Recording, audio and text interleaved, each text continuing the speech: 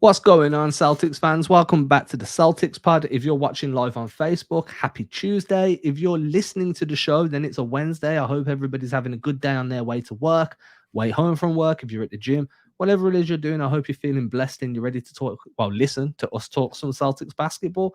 As usual on a Wednesday, I'm joined by my boy, my guy, my co-host, my partner in crime, Mr. Will Weir, joining me all the way from Austin, Texas. What's going on today, Will?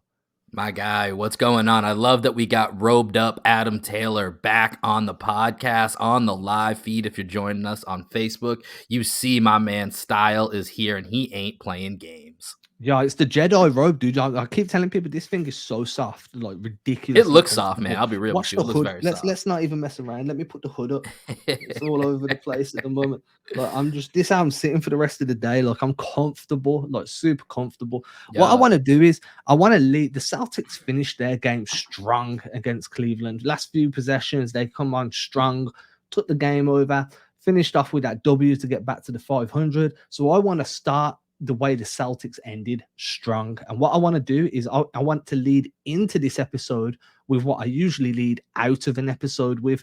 So, what I usually do to end an episode is if you're enjoying this show, if you're enjoying watching to us, listening to us, interacting with us on social media, then please head over to your podcast listening device, preferably if you're on an Apple, and leave that 5-star written review. Nice things make me smile, make Will smile, make the powers that be very happy knowing that the show's going well. Hit that follow button. If you aren't able to use a podcasting device that allows you to leave a review, that's cool. Word of mouth. Make sure you hit up your dog groomer, your yacht salesman, the person that rented you that Lamborghini last weekend when you went on that date and you wanted to look like you were balling. I don't care who it is. If they like the Boston Celtics, recommend this podcast to them. Furthermore, if you like watching podcasts rather than listening to them, we're live every Tuesday on Facebook. We're also live on my personal YouTube page at Adam Taylor NBA. I post every episode there. So every Monday, Wednesday, Friday episode, head over to YouTube. You can listen there. Our socials are on the screen if you'd like to follow us. And Will, over in Austin, Texas, would like to discuss some serious basketball stuff. Now, we've kind of fell into the trap the last few games, right? Where we're talking about specific players, what those players have done well, what those players haven't done well. And that's great, but it's a little bit reactionary, right? I feel like sometimes we can get sucked into that trap. We're only human. We love this team as much as everybody else. What are we meant to do? So I think today what we can do, and we spoke about this a little bit off air, is we can start by looking at identity. Myself and Will's best friend that operates on this podcast on a Sunday for the Monday episode, Greg, we spoke about some identity the other day. And then during the press conferences after yesterday's win, we were back hearing about defensive identity and how the Celtics want to hang their hat on defense. Will, what are you seeing from the defense that makes you all happy, man? Gives you those warm robe vibes that I'm feeling right now? Yeah, man. No, I mean, first of all, you and Greg killed it the other day with some of your breakdown here of where this team is heading. But I think the number one thing with this team, and it's one thing that I think we're learning, especially as we look at these Cleveland games as an example, it's not always going to be pretty. It's not always going to be picturesque basketball. But this team is going to muddy it up, and they are going to try and make teams adapt to the way that they want to play, and that's defensive minded. That's the one thing we've known about Ime, about the way that he's wanted to coach, the style of coaching that he's brought to his rookie campaign as a coach, is that we're going to be defensive minded first. So one of the things I want to grab here is from our guy Brian Robb. He talked about Celtics. He tweeted this out earlier today. Celtics over the first 7 games in which they went 2-5, 5-2 in the last 7, 2-5 the first 7 games of the season here. Offensive rating was 19th, defensive rating was 27th, net rating is 24th. Over the last 7 games where the Celtics have gone 5-2, that offensive rating 23rd has actually taken a slight dip, but that defensive rating is first in the league over that time, ending them up at the net rating of 5th. So what you clearly are seeing is that with this team, they are trying to find that defensive mindset on every single possession. As you start to look at the Celtics throughout the season, if you look at their contested shots, they're in the top 10. If you look at their defensive percentages when it comes to 3-point percentages, they're going to be in the top 10. They're in the top 4 when it comes, top 3, I believe, actually, when it comes to blocked shots. And shouldn't be surprising given Rob Williams and Al Horford's, their ability to produce on the defensive end. But that's what I'm seeing, Adam, is that this is where, the offense is going to come. The defense is where this team is going to win the majority of their games throughout the regular season. And then they're going to work on finding that offensive identity as the season goes on. And I'm cool with that. Like, in my personal opinion, I'm like, hey, if we're seeing 90-point or less kind of shutouts, so to say, on a consistent basis, then Udoka has really found something that he can build on throughout the season. And obviously, your first year as a coach, in my opinion, is very much about implementing your strategy, your theory behind basketball, and you really see the evolution in years 2 and 3. That's usually my opinion. It's very rare that a coach will come in, like, completely alter the way a team plays and then go and win a championship that year. It does happen, but I'd like the Celtics never had a roster that was realistically capable of doing that this year. So Udoka implementing this defensive identity, I think the over switching at the start of the year has been completely eradicated for the most part. That was kind of I kind of contradicted myself completely for the most part. Doesn't really go. It's been very. It's been eradicated for the most part. We'll remove the word completely from that sentence. Well, let me jump in to help you out for 1 second. I think it's been an adaptation. You know what I mean? I think, you and I were talking about off air before we got on here about how you build up certain habits, and you really have to hammer it in over and over again. I mean, I think it's the Malcolm Gladwell 10,000 hour rule for you to go ahead and actually perfect something. And so at times when you're really trying to build a habit, you're trying to enforce something that your body becomes second nature, you almost overthink it to the point where this is all I'm doing and that's what you're just so focusing on. But as you start to get more comfortable, you can start to make more adaptations. And I think for both the Celtics defense on the court and Ime's coaching style, that's been able to happen. Now, that happened in a very short period of time from the preseason and the first couple of games to the defense that we're seeing now. But he also was very selective about the players that he's playing. We've complained about not seeing Peyton Pritchard, not seeing Aaron Nesmith, but you look at the 7 or 8 guys that are all getting minutes. They all have some form of, defense being a main part of their game that they hang their hat on. So he's been very selective about who those guys are that can build up those reps. And then I think within him just over switching, he's adapted a little bit to make it, to make it more sustainable, because that wasn't going to be sustainable throughout the season. Yeah, that over switching, a lot of soft switches. It was just too much. I feel like it was a very confusing system. But as we spoke about a few weeks back, when I kind of used the Thai boxing and jiu-jitsu analogy, sometimes you have to overteach to refine rather than teaching bit by bit. Exactly. You teach a very extravagant version of something, and then you start taking bits away that aren't actually going to work. And what you're left with now is a very cohesive defensive unit. A bit of pre-switching going on pick and rolls. I like that. Not much ice going on. They're not really icing corner pick and rolls that much. They're preferring to switch. They seem to know their personnel quite well. Like, it's been very rare I've seen someone go under a pick and roll on a shooter and think to myself, what on earth are you doing going under on him? Like, they seem to be very keyed in on what their matchup is, who their matchup is, and how they need to play them to limit their offensive ability. So I'm big on the way this defense has been run for the for the last 5, 6, 7 games. I think they've been extremely well coordinated. The communication looks like it's great. I know everyone's like, oh, they're communicating great. Well, we're not on the floor, so we don't actually know that. Like, what we can say is it seems like they're communicating great, because people ain't scoring, so something's working somewhere, right? I think the biggest question I've had for the last few weeks is that, what is this offensive identity? Yeah. What are you trying to do on offense, and how are you trying to do that? That second half against Cleveland on Monday, to me, was probably the most indicative of what Udoka wants the offense to look like long term, in terms of hitting the paint a bunch, being able to hit the paint and then distribute out to the corners. They ran a little bit of flex offense. If you follow me on Instagram, you'll see I put a post there on flex offense. They ran some back screens. They much more higher pace. The ball was pinging around a bit more, and those off-ball screens that I have been begging for were in abundance. Very big juxtaposition between the first half and the second half offensively, but at least we're starting to see some form of notion, there's a paper trail that we can follow to kind of piece together this puzzle of what the offense could hopefully look like in a few more months.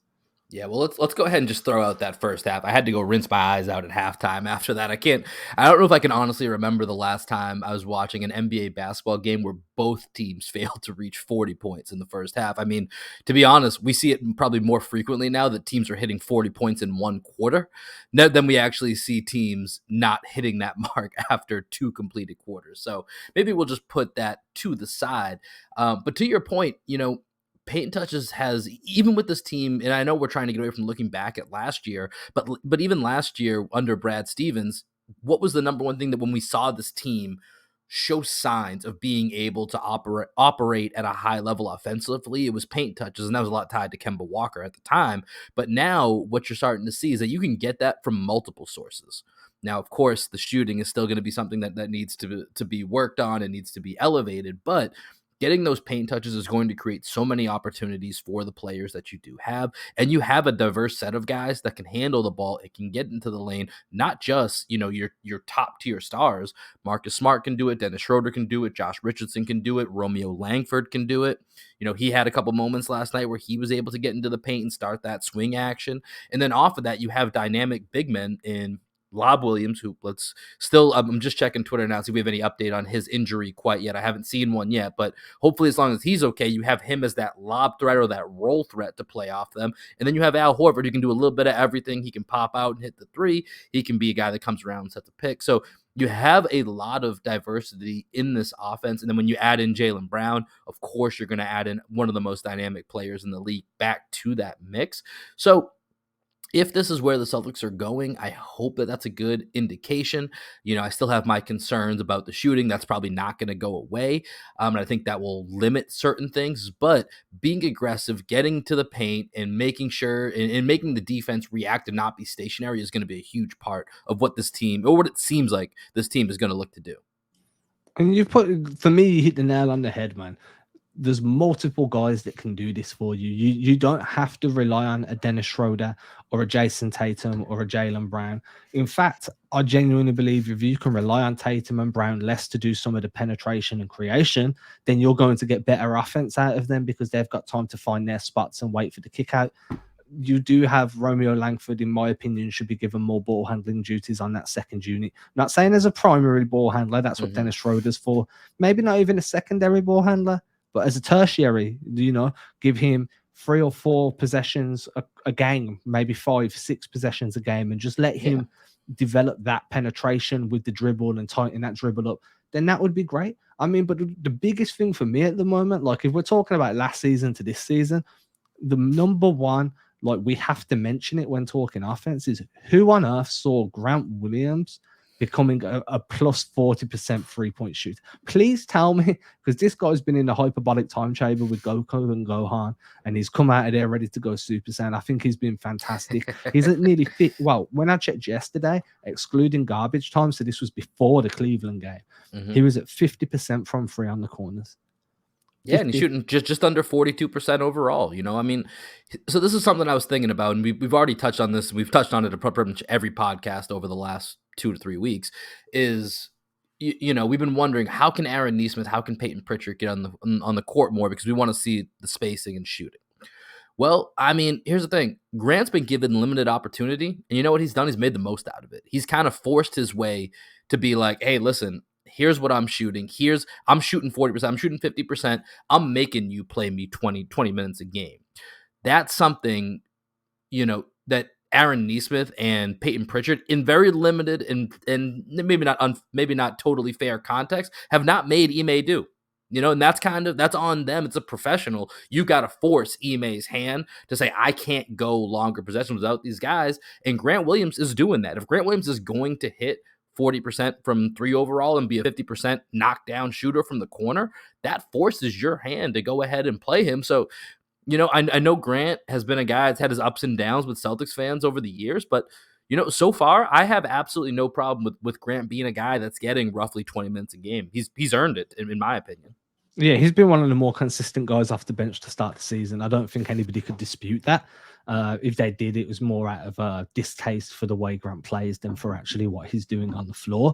And I'm cool with that. Sometimes you're just not a big fan of what a certain player's doing. I just want to get to this comment that John's left off Facebook. And for anybody listening tomorrow, or well, Wednesday, today, whenever it is, anybody listening on a podcast aggregator, I'll read the comment out for you, obviously. So John Lyle, I hope I pronounced that right, John. There's still no consistent bench play at the level needed. Al is the most consistent to date. Dennis is playing for a contract and needs to reduce the turnovers and increase assists. And I think this goes, the reason I've kind of picked up on this comment is because it goes back to what you were saying a moment ago, Will, where it's very much, it's a shortened bench rotation. So anybody that's coming in outside of that 8-man rotation are getting inconsistent minutes. And let's be fair, these are young guys predominantly. Inconsistent minutes leads to inconsistent playing time.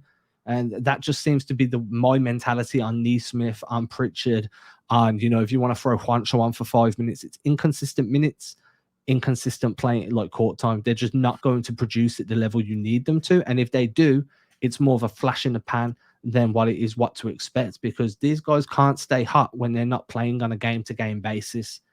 Yeah, I mean, here's the thing. So I do generally agree with you in that sentiment. But if you look at Aaron Neesmith over the last 5 games, he's 1 of 11 from 3. That's supposed to be the calling card. Like I said, the guys that Ime is relying on for the most part within that 8-9 man rotation all have some form of their game that they can say, hey, this part of defense, or this is what I hang my hat on. That's supposed to be shooting for Aaron Neesmith. And yeah, because he's a young guy, there's part of me that doesn't feel great, that I feel like I'm criticizing him right now, because I feel like there's a greater context to it. But 1 of 11 is 1 of 11. You know what I mean? If he's 4 of 11, if he's, 5 of 11, whatever, give something that Ime is like, man, we really could use that extra shooting. But when you're shooting below 10% over the last 5 games, and yeah, you're only getting 10 minutes a game on average, but you have to be able to produce something in that moment to be able to make a coach like Ime say, I can't leave you on the bench. I need to play you more. And that just hasn't happened yet. And so I think until that happens, the bench, I think, in my opinion, is probably going to remain pretty tight. But to our guy John's point, one thing that I will think make our bench look a little bit stronger is, remember, this came up, I don't know if it was pregame or postgame, but once Jaylen Brown's ready to come back, which I think looks like it might be sometime this week, is that Dennis Schroeder's going to go back to that bench. Now back on that bench unit, you're going to have Dennis Schroeder, you're going to have Josh Richardson, you're going to have Romeo Grant. Like, that's a solid, 4 guys that are coming off your bench who are playing relatively well at this point. And so if you can go 9 deep in the NBA on a game-to-game basis when you're healthy, that's pretty solid. And that doesn't account for if we need to dip into the Aaron Neesmith, Peyton Pritchard, and Enes Kanter, who I thought did a solid job in getting that spot duty last night. He came in, got a couple offensive rebounds, had a couple of points. Enes is not a guy that makes a lot of sense in Ime's defensive scheme, but to come in a pinch, give you 8 solid minutes, keep the boat steady, and then let Al come back in for the close, he got the job done. I think Kanter was quite good in his minutes that he played. I think that, playing in a role where Rudoka's kind of told him, like, hey, this isn't natural to you, so you're not getting minutes because the way I want defense isn't how you play defense. That is what it is. But being, like, as you say, having Enes Kanter as your end of bench big just shows the level of depth on that rotation. And you are right. I mean, at the end of the day, we're saying Neesmith needs to get minutes, but Romeo's been the better defensive piece. Romeo's threes are falling at a more consistent clip than what Neesmith's are. And look, this is a sophomore year for Neesmith and Pritchard. There's still plenty of time for these guys to figure it out and fight their way into the rotation. I personally believe that there's going to be a time in the not so distant future where there's going to be a tweet put out there that 1 or 2 of them have been assigned to the Maine Celtics for a game or 2, just to get their reps back up, go down to Maine, drop a quick 40, feel good about yourself, come back, at least your confidence boosted, because at the end of the day, for shooters more so than anybody, it's a rhythm thing. The reason that some of these veteran 3-point snipers, like what Kyle Korver was, like what JJ Redick was, the reason they get paid so much is because they've figured out how to stay in rhythm on minimal minutes. They can go 2 games with a DMP, come in and still shoot 30 to 45, like 34 to 42% from deep. And that's why they're valuable pieces. That's why they were still earning money at an age where they basically didn't have the energy to run up and down the floor anymore, because that type of consistency with shooting is invaluable. So I definitely agree. Like, at the end of the day, I like the 8-9 man rotation they've got running at the moment. I think that Everybody brings value. Everybody brings a bit on offense, a bit on defense. Do I wish I saw more Pritchard and Neesmith? Yeah, I've been screaming about that for a few weeks. We all But do. Udoka made a comment about it yesterday. Let me see if I've got it here. I want to see if I can pull it up real quick. Okay, yeah, I've got it. So Udoka said something yesterday which made me happy because it felt like he kind of understood what he had in these two guys, right? So he was like, bear with me. So talking about the first half, he was like, overall, I think we played a lot faster in the second half with a lot more effort. He told the team in at halftime that he felt like they were stuck in the mud, especially offensively. But then what he wanted to do was emphasize playing faster. So he wanted to give the team a jolt. And by doing that, he brought in Aaron Neesmith and Peyton Pritchard to jumpstart the offense, and then brought Enes Kanter in just to give you a little bit more around the boards. And I think like that was solid understanding of what you've got in that team, right? Like, hey, we're playing well, but we don't really have that like je ne sais quoi. So what we need to do is we need to throw in some absolute crazy guys and just say, go cause chaos. Well, that's like what do we call we had a podcast several weeks ago. I think we called it our white belt lineup, where it was just organized chaos across the court. So I would still like to see some more of that. But back to an original point that we had talked about, this is kind of the evolution for Ime as a rookie coach. Is I think early in the season, right now, he's been kind of pigeonholing. This is what we are, and this is what we do. I think you called it, trying to put a round peg into a square hole at one point, or trying to fit something, make something that doesn't fit. And so, one of the things that Ime is starting to do, it needs to be more comfortable with doing, is making those adaptive decisions on the fly, knowing that, hey, like you said, to his point, we need a jolt. Last night he was kind of forced to play Cantor, but maybe there's another role that Cantor plays later in the season when we're healthier. And it's like, you know what? We're getting banged up on these boards. We need 5 minutes of Enes Kanter to go in there and just cause havoc on the offensive and defensive boards. Shut that down right now. Maybe there's going to be a moment where we just need a whole bunch of ball handlers. And so we have a bunch of different ways that we can create that. So I think that's the one thing that I'm really trying to be cautious of looking for with Ime, is how he's growing as a coach. We talk a lot about the players' growth and how they get better at one aspect or another. I think it's something that we don't always think about as much for coaches, but especially a rookie coach that has a ton of assistant coach experience, but very little head coaching experience. I think that's something that I'm interested to see how he continues to develop throughout the year. It's crazy, man, because John Corrales was kind of pushing this during the press conferences yesterday. So I'm not fortunate enough to be on them very often. I am from time to time, but generally they happen around about 3 a.m. in the morning for me, and I'm asleep. So, it is what it is, right? But John asked he asked Horford, he asked Tatum as well, what they're kind of seeing from Udoka's growth as a head coach. So exactly what you're looking for. And this is Horford's. Like, I write down all these quotes anyway, so I'll read out Horford's for you, just because you're looking for it. I feel like this is interesting. So Horford said he definitely thinks that Udoka is reading the game as it's going, like he's improving there, and he's continuing to establish how he wants the team to play defensively. They've made strides in that area and continue to get better. On offense, Udoka, and this is a quote, keeps harping on at us to play the way to play in a certain way. And in the second half, playing with more pace and more ball movement, it's a little bit more how Udoka envisions us to play, and it's a lot of fun when we play that way. So what he's saying is that first line, he's reading the game as it's going and continue to establish how he wants us to play, which means that he's starting to make those adjustments, realizing that, hey, I think a big part of being a coach is seeing that somebody hasn't got it going or doesn't have it that night and making a difficult decision to shut that down early. So you put Marcus Smart out there and Marcus Smart doesn't have that usual fire in his belly. Well, you need to shut Marcus Smart down early and bring in Josh Richardson to fill that role. And then next time you put Smart in, hopefully being pulled early is going to have lit that fire for the rest of the game. And for me, that would be one of the more difficult aspects of being a coach. And as you say, it's making that adjustment as and when you need it. Yeah, it's a lot about managing personalities and personas, and trying to make sure that you have the right mix of it. And that's where trying to get that buy-in as a head coach, making sure that you can make those authoritative decisions and not have the blowback, that you have the respect to be like, hey man, listen, just not your night. Dennis is the one closing us out tonight. Or, hey, not your night. We're going with the Jays, and we're going to go with all wings, or whatever the case may be. It's really about having that buy-in. So I'm excited to see where Ime takes it. Right now, Celtics are back at 500.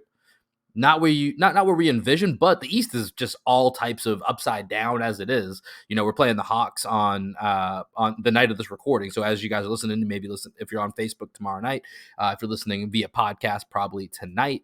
And they're another team that's been up and down and has disappointed to start the season. So they're actually below the Celtics in the standings. And the Hawks were a team that a lot of people had pegged as, hey, this is going to be a top 4 team. They're taking what they did in the postseason and relaying that into this season.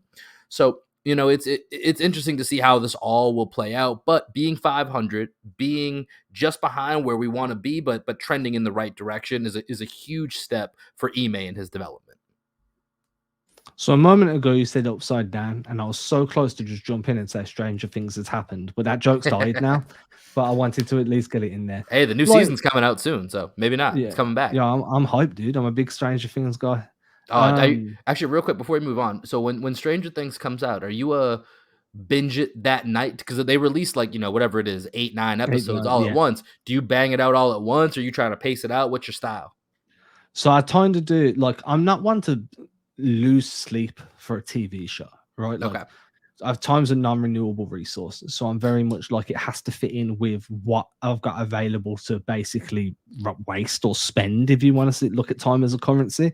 Yeah. So if it drops on a Saturday, then maybe I'll just blast out the whole season in a day. If it drops on a weekday, then I'm going to stretch that out over 3 or 4 days. Okay, we're about the same boat. That's usually how it goes for me. Is like, yeah, to your point, if it's a weekend release, it's like, let's just get some good food. We're gonna order some chicken wings, maybe some pizza. We're gonna get some nice food in here, some nice drink. We're just gonna make it a day. But if it's over a week, then it's usually a couple out, like 3 to 4 episodes, maybe a night. We'll bang it out in about 4 or 5 days or less. And I'm like that with a lot of different TV shows. There's very few that I'd be like, I'm going to sacrifice sleep for this. Yeah. It's rare for me. I will say I accidentally almost did that with one of the seasons of Stranger Things. This is back when for real. It was myself, it was Greg. It was us two, and we had a third roommate, and we got really excited that this came out. And the next morning, we were supposed to do a 5K, and the MS Walk 5K that's out here for a friend of ours has MS, and so we were going to support her. And it starts at like 8 a.m. in the morning, so it's like early. You get out there, you do the walk, whatever. But Stranger Things came out. And I can't remember if it was season 2 or season 3. And it's one of the, sometimes you just hit it and you're like, okay, one more. And then you're like, okay, that's the last one. And then you all kind of like look around. It was like a really cool ending. You're like, I gotta know what happens to 11. One more. And then it just kept going until it got to like 2, 3 in the morning. And it was like, all right, we really got to cut this off. We'll finish these last like 2 episodes tomorrow. But I've had it steamroll out of control before. So if it's that good, it could happen. I mean, I know Ted Lasso was kind of like that for you too. Yeah, Ted Lasso got destroyed, dude. We had to delay podcast recordings for it. Do you know I blame Brad Stevens for that? Why do you blame Brad Stevens for it? Because Brad Stevens was on a podcast that I listened to called Slapping Glass. And they have like, it's very much an X's and O's based podcast. It's not one that talks about now. It's very much schematics, and along with like the mentality of coaching and stuff. It's mainly for coaches to listen to be honest. But I enjoy it. And Brad Stevens was on there, and he was talking about his favorite Ted Lasso quotes.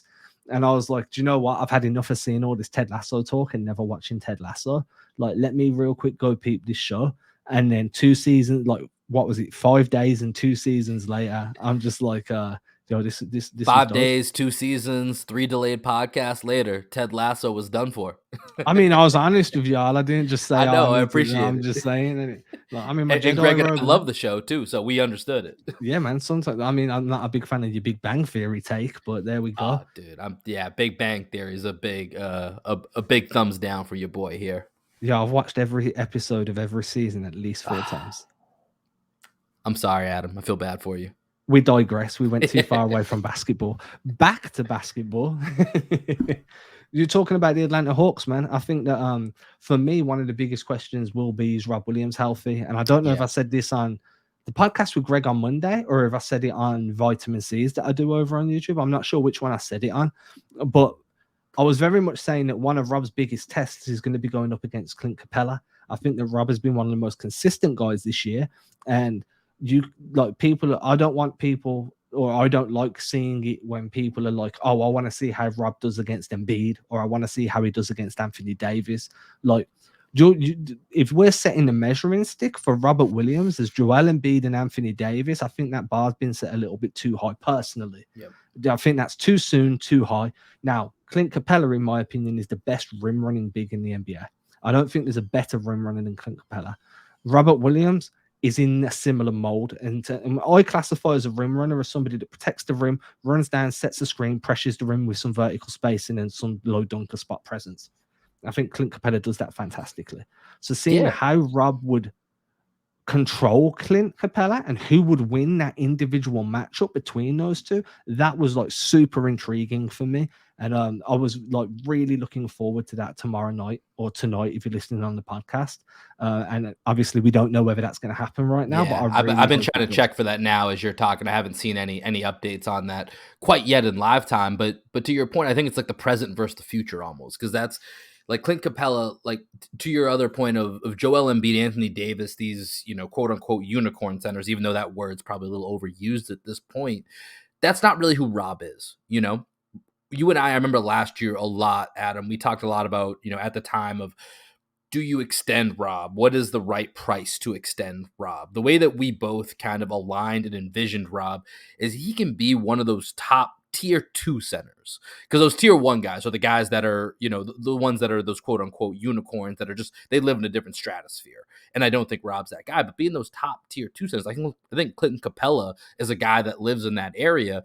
And that's always been, you know, a guy who I envisioned Rob should be emulating his game after, and Rob's probably actually a better passer than Clint Capella. And so there's different areas of their game that Rob may even be a little bit better at, but being that screener, that rim runner, that rim protector, that feels like Rob. I know on Greg and I's other show, we had Jonathan Tjarks of The Ringer on. That's exactly where his mind is at. He really focuses on young guys in the draft and who they may, you know, turn out to be. And that was his vision, or his comparison as well, is that Clint Capella is who Rob Williams can be in the future.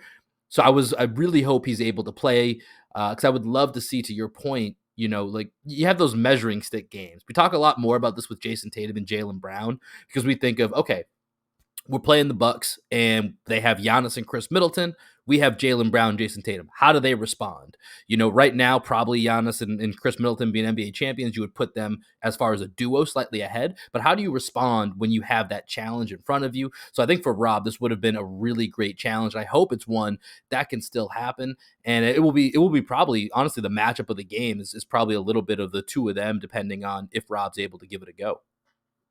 Yeah, and I mean, if you remember, like go back, do you remember when Capella was available from Houston and the Celtics were rumored to be like kind of interested? I And there was a do. lot, His name kept popping up. Who and there was was a it that lot of we were pushback, trading? right? Yeah, there was, and I can't recall. I think part of it had to do with who would have gone to Houston.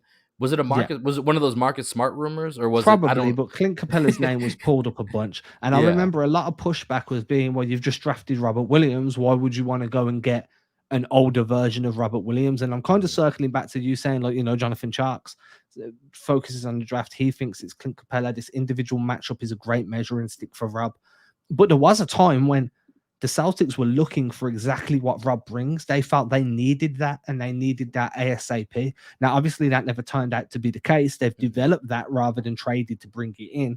But back to the point again, we need to see how far along Rob Williams is against a player that is the pinnacle of that role. You know what I mean? Like, as you say, putting him up against unicorns is ridiculous. Putting him up against the best player in the role that he projects to like hold long term is a fantastic way to see, right, Rob is here and where's he going to finish. Just to bring up another point from our boy John over on Facebook, he said that John feels that the C's have to add some more athletic interior support for Rob. Ennis got a big body versus Embiid. Moses Brown could have helped. I was a big Moses Brown fan in terms of potential. I don't know if you read that piece, but if you didn't, then I'll send it to you. It's a masterpiece. And then Bruno against his former team as one of the more athletic options. I like the idea of adding another athletic big, but I do think that the Celtics are in a really good spot right now. They can mix and match their big man rotation for anything another team can throw at them, apart from a superstar big. And only two other teams. I class it as this 3 or 4 superstar bigs, like ridiculously good. Jokic, Embiid, AD, Karl Anthony Towns. They're my 4. I'm probably missing a guy because I If you feel want to like I'm throw missing a Bam in guy. there, maybe. Yeah, I think Bam's like the top of the next tier, That's and fine. he's trying I'm to not going to break argue in, with on that. Yeah. And if you've got one of those four guys, then the only teams that are dealing with you in that position on a matchup basis are one of the other four teams, or the Yeah. other three teams. Yeah, and I think for the Celtics, I'm happy to go to when healthy. I am happy to go to battle with the front court that we currently have because I think it's such a hard effort to try and go find somebody that's going to fit into that group that you just mentioned. That's why the Cavs took Evan Mobley second. You know what I mean? They're hoping that he grows into that role, and you could see, just in the 2 games. Unfortunately, he's now out with an injury for 2 to 4 weeks, but which is why he left the game early last night. But you could see some of the glimpses of those unicorny things that Evan Mobley has a chance to do. Of course, he's got to grow into that body a little bit more, but you know trying to find those guys, it's really, really tough to do. So if you can have the versatility of a veteran like Al Horford, if you can have the athleticism of Robert Williams, and you can have the big body that is Enes Kanter, like you have different ways that you can at least match up with those guys in different scenarios, give them different looks. Doesn't mean you're going to stop them. But if you can't find them, having multiple answers, I think, is the way to go. And if this team's healthy, that's actually one of the few areas that I'm not super concerned about, especially when you look at throughout the first 14 games. Rob and Al check the boxes as easily the 2 most consistent players on this team. So I think if you have the 2 of them by the time the playoffs come around and they're healthy and they're a full go, I have no qualms with that being who the Celtics go to battle with. And there's other parts of the team that I may look to upgrade throughout the season. I feel pretty confident with them heading into the playoffs, even though that's looking very far down the road at this point. There was a piece that Kevin O'Connor wrote last season, or maybe like it was a while ago, but I always, whenever we're having these discussions, I come back to it. And that piece was called "Big Men by Committee: The Evolution of the NBA's Big Rotation," or it was along those lines. Yeah. And it was basically exactly the way you just broke it down. If you do not possess one of the best 4 or 5 bigs in the league, you need a multitude of guys, 3 or 4 guys that can each fill a very specific role for you, that you can plug and play when you need it. So as you said, you've got the athleticism from Rob, the veteran savvy in floor spacing, passing from Al Horford. You've got the rebounding from Enes Kanter. And then to go a step further, you've got that small ball 5 in Grant Williams or Jabari Parker. Yeah.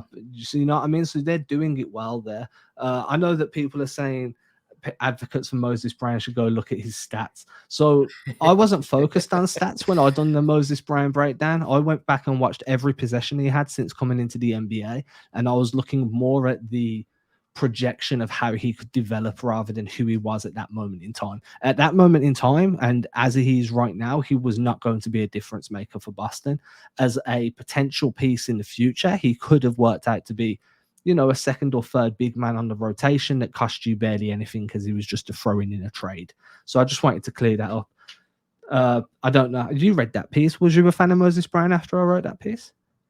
I was, but I mean, the way I looked at Moses Brown, to your point, it was a projection. It wasn't who he was. I mean, that Oklahoma City team was essentially a G League team. They lost, I think, 24 out of 26. Unfortunately, Celtics were one of those losses, and Moses Brown put up like 20 something rebounds. But Moses, to me at the time, for the brief period that we had him, to me that was, oh, nice. Hey, we traded our draft pick. Moses Brown will act as our draft pick for this year, and that will be kind of how we supplement our roster going forward. Then obviously there were other moves that happened, but Moses Brown was a nice piece. He was a guy that I think once once Al was back in the fold and Rob Williams, he would have been playing the Enes Kanter, Bruno Fernando role anyways. So I don't think it's a big difference maker for where we're at in this season. And I would just say, I would like to end the Moses Brown discussion here. Sorry, that advocates for Moses Brown should go look at his stats comment was from Dan Meek on Facebook. That's what led us down this road. But I will end that Moses Brown talk with just saying he never had a bad game for the Boston Celtics. Tell me how many Celtics players can say that. Never had one bad game. Adam, do you still have your Moses Brown jersey? I didn't buy a Moses Brown jersey.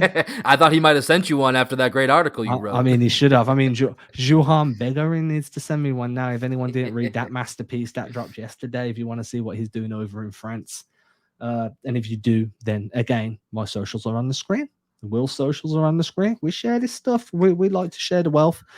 I think that pretty much wraps us up. We could go in. I do want to just quickly mention that I really, really, really, really hope LeBron is healthy for Friday for Yeah. two reasons. One, I don't want to hear Lakers fans saying you beat us without LeBron if it happens. You know what I mean? And for two, Tatum always, I want someone, I feel like this is, and again, I'm going to go back to a Dragon Ball Z reference. So if you don't watch Dragon Ball Z, then I apologize. I'm a huge Dragon Ball Z fan. And I'm gonna go to Dragon Ball Super, where Goku's getting beat up in the fight in the tournament, and he's losing, and then all of a sudden he gets beat up that badly. He unlocks Ultra Instinct, and he comes to this whole new level of Super Saiyan, and then he goes ahead and wins. And I feel like that's exactly what Tatum needs right now. He needs to be put in a position against a player of such a high skill level and a high caliber and a prestige that he gets beat off the drill. He gets beat and beat and beat. And then eventually, around about the third quarter, he's just going to tap into that instinct rather than step playing in his head, as we spoke about at the beginning, where he's overthinking. Tap into that instinct and then go for 50. And I think that could be the turning point for Tatum. But if they don't have LeBron, nobody pushes him far enough to make him have to dig into that instinct level. Yeah, I don't know what the hell you're talking about with Dragon Ball Z, but for Jason Tatum, if you think back to his last couple games against the Lakers, to your point of having that additional set, when he busts out that purple wristband in honor of Kobe, he's had some pretty good games against the Lakers over the last few years, dropping 40 points multiple times. So I think you may be onto something. Maybe that's the game that gets Jason Tatum out of that shooting slump. Because I think his overall game has been pretty solid this year. It's just that shooting, which I know you put it up on, I think, his Instagram, his shooting over the first 14 games of each year of his career. This is certainly an outlier, and maybe it's that LeBron James game that will get him back on track. Do you know what? We'll end on his shooting numbers. I've got them right in front of me now. And we'll end on this because I've done the outro with the intro. So 2017 to 18, he shot 48.9% from the field, 47.6% from free. Now, these numbers, sorry to give you context now, I should have done it at the beginning, are all within the first 14 games of a season. Not the whole season, just his first 14, which brings us up to exactly where we are now. So these numbers all correlate in terms of games played. 18 to 19 shot 40.9% from the field, 40% from free. 19 to 20, 41.2% from the field, 39.1% from free. 2020 to 2021, 48.3 from the field, 43.1 from free. And that brings us to this year. 38.6 from the field. It's a bit of a drop, but it's still, and 31.6 from free, which is the absolute slap. So he needs something to force him out of this slump, and who better to do it than LeBron James? The only other person I can think of is Paul George. He loves going up against Paul George. Yeah, so it's maybe it's just a LA thing. Maybe it's a LA thing. So we'll see what happens. As long as he loves going up against these guys and doesn't want to play with these guys, I'm completely fine with it. I agree. Hopefully LeBron will be out of the league by the time Tatum's next contract is up. So if you've made it this far in the show from the beginning, then you would have heard me do the usual outro as the intro. Unfortunately, I don't know any other way to close out a show, so we're going to do it again. I know twice in a day. You're so lucky. If you've been enjoying this show, if you like this show and you're on an Apple device, hit that follow button. It used to be subscribe. Now it says follow. Go figure. Press that. Scroll all the way down. There's going to be 5 stars. That's going to be empty at the moment. I want you to press the 5th star. They'll all fill up gold and it'll look like you've just back at kindergarten and you've done some fantastic work and teachers gave you 5 stars. Then scroll a little bit further down and you can leave like a nice little message about why you think we deserve 5 stars. If you don't want to give 5 stars, then please don't give any, because it's really going to hurt my feelings. If you're not using an Apple device, well, then Will is going to tell you who and why you should tell about this show. You should tell every single person you come in contact with that is a Celtics fan. So if you are a Celtics fan, your mother, your father, your daughter, your son, your cousin, your second cousin, they may have another cousin, so a third cousin. Tell everybody that you're talking to, all the cousins, all the family, all the friends. Tell them all, round them all up, and tell them to come check out Adam, Will, and Greg on the Celtics Blog podcast. While you're there, please make sure you see our little social names here. Go follow us on all of those social media channels, or you will not be disappointed. We will be back again on Friday. only in podcast format. So if you are watching on Facebook, make sure to go and follow. So we're everywhere. So just follow us somewhere and you can get involved there. And we will catch you Friday after the Celtics get a W against Atlanta. Fingers crossed. Hopefully not jinxing it. And before they go and get the dub against the Lakers, again, fingers crossed. Hopefully not jinxing it. Everybody have a good day. Stay safe. We'll catch you all soon.